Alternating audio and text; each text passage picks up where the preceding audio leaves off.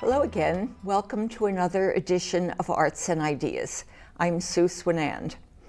And my guest today is Donna Hamil Talman, who is a multimedia artist who has exhibited all over the country in very prestigious shows.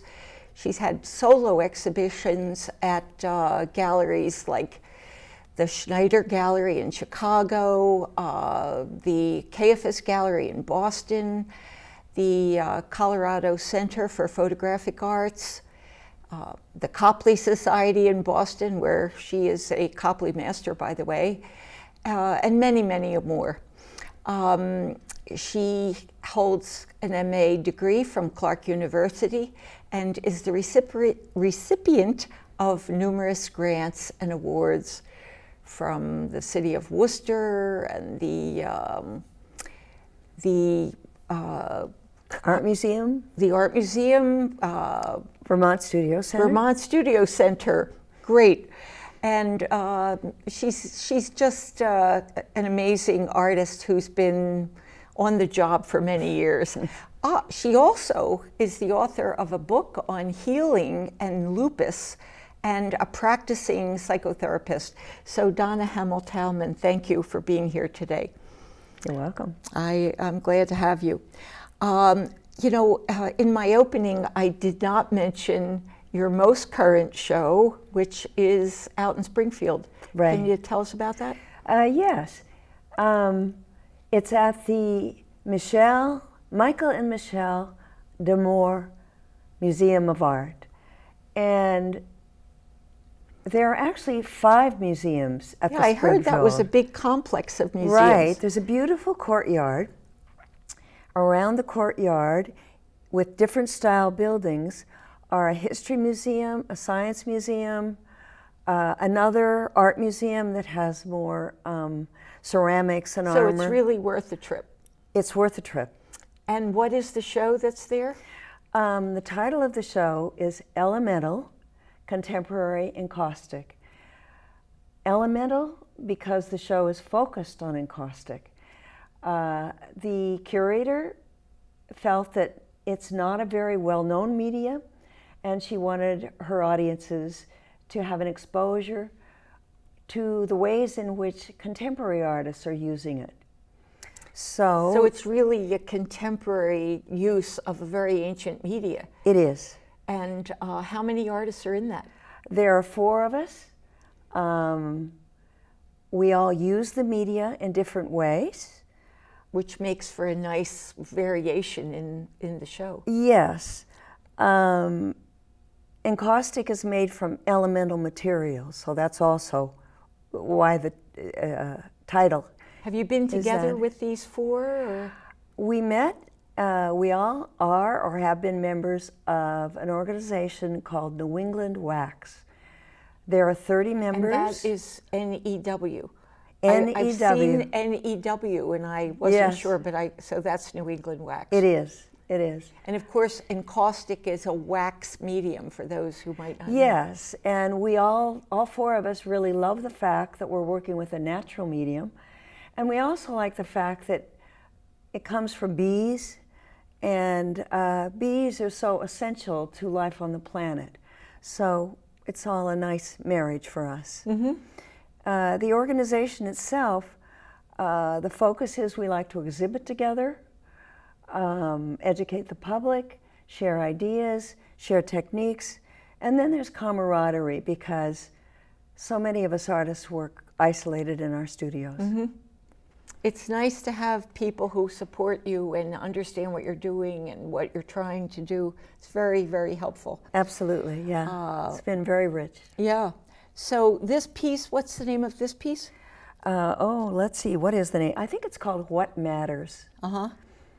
It's a beauty. And how large is that?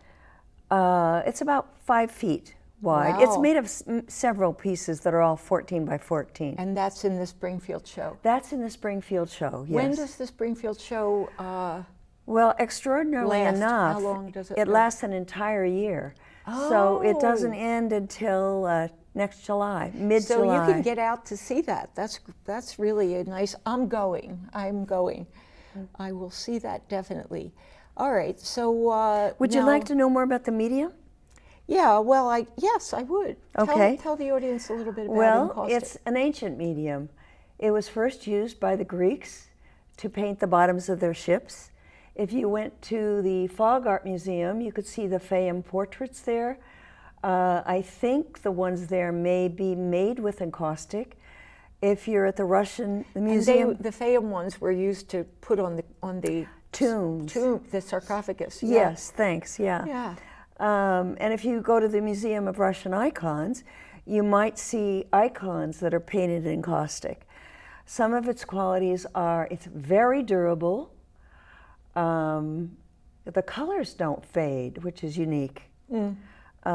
Its use, artists stopped using it when oil came in, not realizing that oil yellows over time. It's also And can crack. and can crack. Yeah. It's also a very adaptable medium. You can write on it with charcoal. You can carve into it. You can do use graffito techniques. You can embed things You in can it. embed things in it, which I've done a lot of. That piece you showed Well, the has some piece that embedding. we're looking at right now, what do you have the title on this one? Well, it's from the Intimate Universe series. It really shows encaustic at its full potential. Yeah, these pieces are almost three-dimensional. Because it's so built up on the Right. surface, it's like a physical object, you know? Absolutely. Yeah. I mean, it's almost like the crevices and valleys and Right. hills of the surface of the earth or something Right. like that. Yeah, we'll talk about it more later. Now, you know, one thing I did want to ask you about the encaustic, though, before we move on is, I know your health was an issue, but how safe is encaustic in terms of fumes and things? Well, you need to have good ventilation. You apply the encaustic by melting it, so you're heating it, and the fumes that come off right then and there, you need to have an exhaust fan. And you need to moderate how hot you have to control how hot, because if it gets too hot, it gets smoky. Probably, yes, and probably more toxic. Yeah, interesting. Maybe we can talk more about that as we move along. I know we have a lot of slides, so. Now, that was all encaustic work. Were you? Right. Is that what you're doing primarily now? I am, And but I didn't start there. how'd you get started? Well, I started as a potter, believe it or not. I lived right next door to the craft center, and I think I could have been a clay artist, but in 1975 I became seriously ill and was finally diagnosed with lupus. And I had a serious case of lupus. The internal organs were involved, so that was the end of pottery.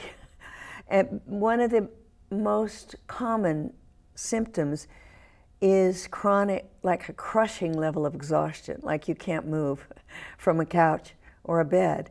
And so I started photography when I was lying on the couch in the living room, and my husband's battered old camera was lying there, and I picked it up and I just started shooting for a minute or so, whatever was in the room, abstract things. Eventually I got really interested in photography and went back to the craft center, which was across the fence, and became really addicted to photography. Black and white, gelatin silver in the darkroom. So this is, now we have here an image of a gelatin silver. Yes, and I put this is in my earliest work. And it's a very soft focus, it's infrared film. It's a still life. I love the mood of it. It has a beautiful sort of mysterious mood and dreamlike quality. I needed that kind of, I was on prednisone, which hops you up. And so I think I was drawn to imagery that would do the opposite. Yeah, it's having very to count quiet. 1 Mississippi, 2 Mississippi, 3 Mississippi while you waited for a picture to develop It's a very was a quiet kind image. of a meditation. Yeah. So the imageries I made then were more meditative. Very lovely. So I was trying to keep calm. Yeah, it's a beauty. And then as I became more serious as an artist, the first images I did were, since I'm also a psychotherapist, I was in training then. So I was exploring myself. I was in psychotherapy. It was the beginning of the women's movement. Women were all talking about ourselves, our bodies. So they were images that had to do with myself, my body, my family. And then, Who am I? who am I? And then that question developed into, who are we? Where do we come from? And the audience can see in this image, what is this, a cyanotype? I had a hard time finding an image because these were slide days, and they're filed away so far back. But I see the female torso. Yes, the and female torso. Yeah. I went on a trip to Ireland, which emphasized the ancient feminine, and we were trying to go to see these Neolithic sites. So we saw the sites, but I don't know why I thought I would find, statues like that. But of course, those are all in museums, those that exist. But you found St. Bridget's Well. And We things did like find St. Bridget's Well, yes. I remember her show at that time because that was the first work that I really put you on the map as really? making work that I was interested in. Yeah. So I remember that show. So what I especially appreciate about this work is, this is cyanotype and Van Dyke. They're some of the oldest photography mediums. So I like the marriage of the medium and the content. And I also like that these are developed in sunlight. It's amazing because it almost looks like it's hand painted with big brush strokes. Yes. I love yeah. that about your work, that it has so much gestural and remember that was a photograph and yet it looks like a real physical painting. Well, it wasn't taken with a camera. Okay. Those are images, well, some of it's my own mark making, combined with images from archaeological textbooks. Okay. So they're contact printed. In other Okay. words, the negative is the same size as the piece is going to be, and you just put it in the sunlight. Right, right. Fabulous. And now, this was one of my favorite series. What is this? I think that's the series also that's probably had the most acclaim, if you will. It was a knockout. These were big pieces too, weren't they? Well, this size. Oh, the next ones are, Yeah, I remember. these are not life size. Yes. For these, well, I asked the question again, where do we come from? And that took me back to animals that preceded humans. And for some reason, I was fascinated with dinosaurs. I never played with dinosaurs. I really think they're kind of ugly, the full creature, but the bones just seem beautiful. And somehow, I grew up on a cattle ranch, and one of the things I did was ride my horse sometimes, and I would be looking, you'd see carcasses, animal carcasses, those bleached bones, Georgia O'Keeffe bones, seemed very beautiful.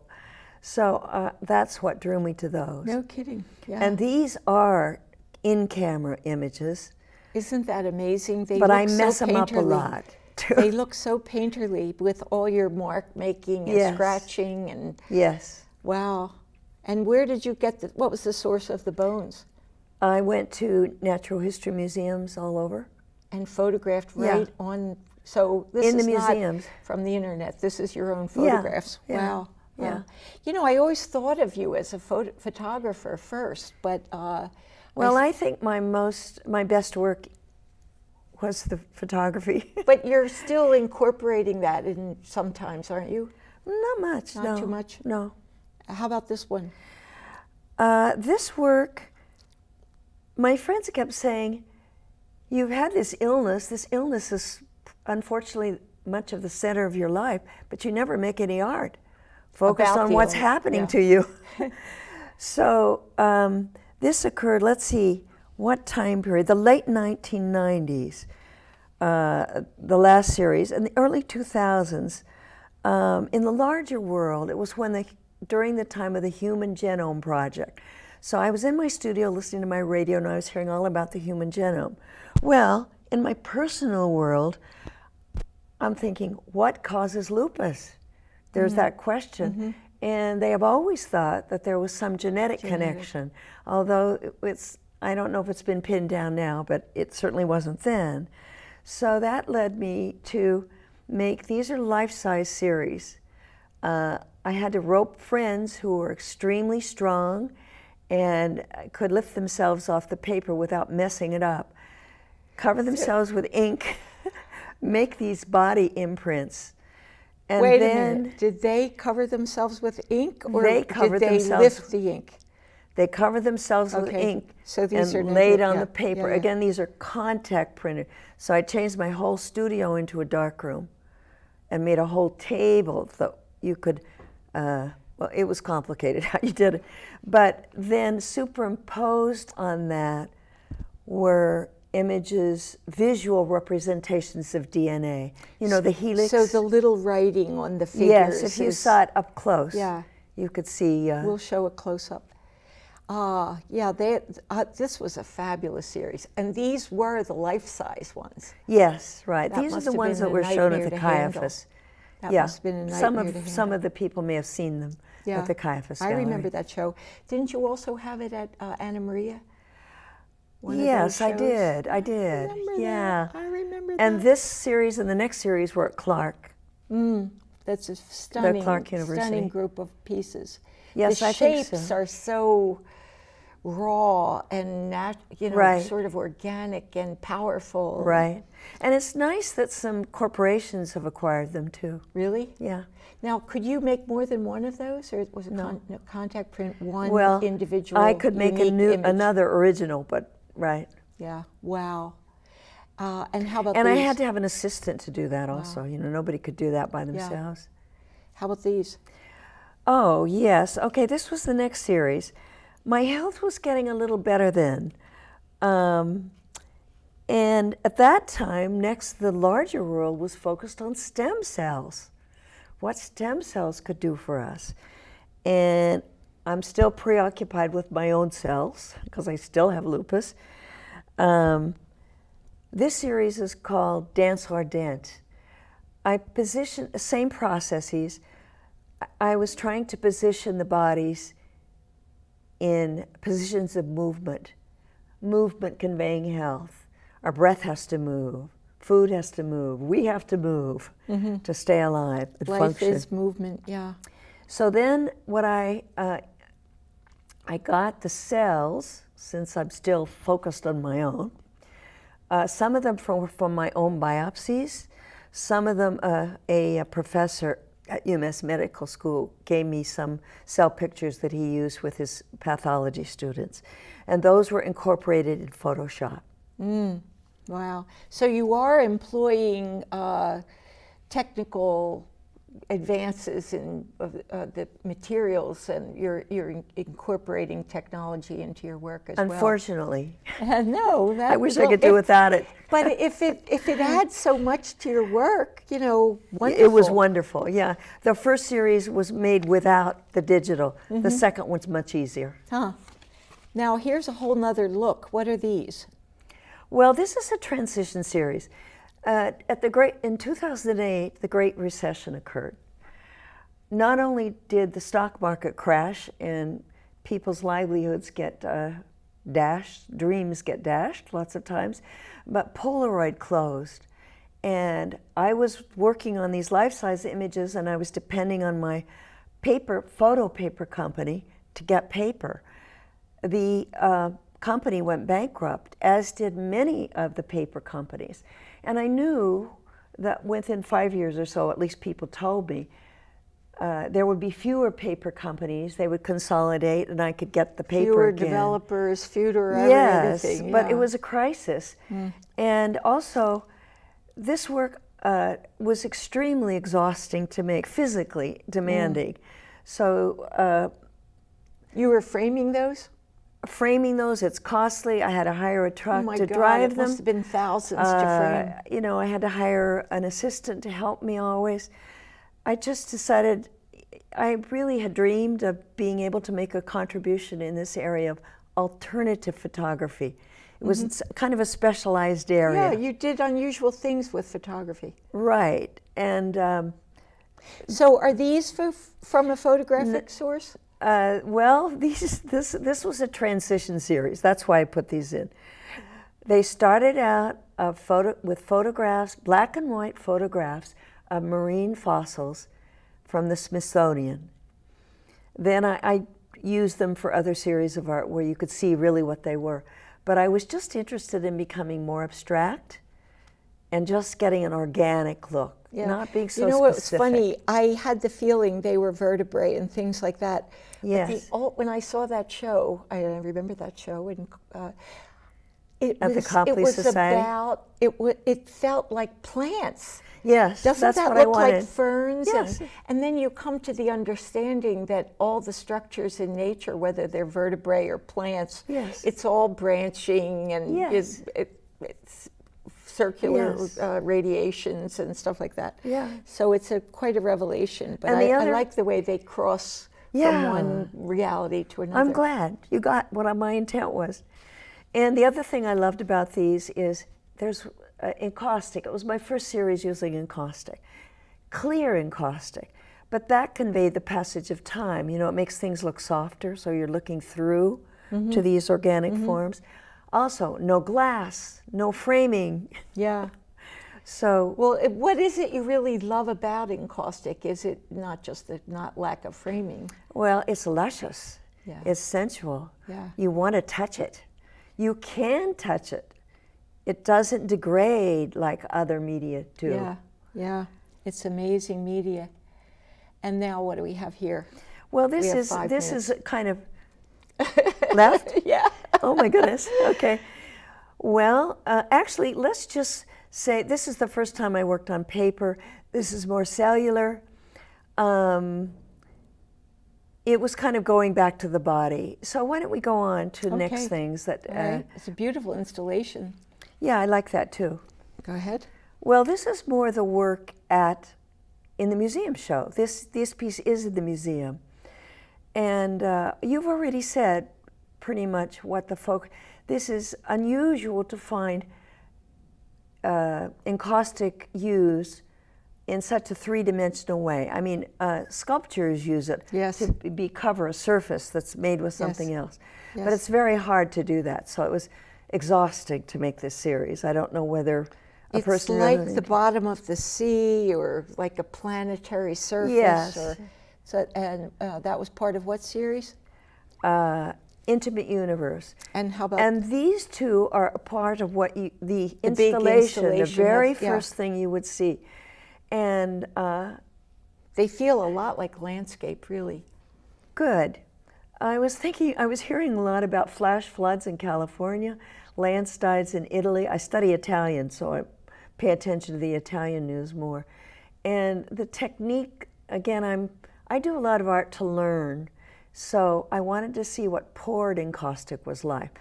So that sort of fit with that whole theme of movement of the land. And there's also incorporated in here stones, leaves, embedded in the wax. embedded, and also trash. So I was beginning to think more ecologically then. Yeah, because you always seem to have a theme or a motivation or focus or meaning to your work, which adds another whole, that really enriches the viewer's experience, I think. How about this one? Well, this is when I'm much more committed to finding ecological projects. And I got distressed walking the beaches of Cape Cod, where we have a cottage, seeing the trash. And I'm reading about trash too.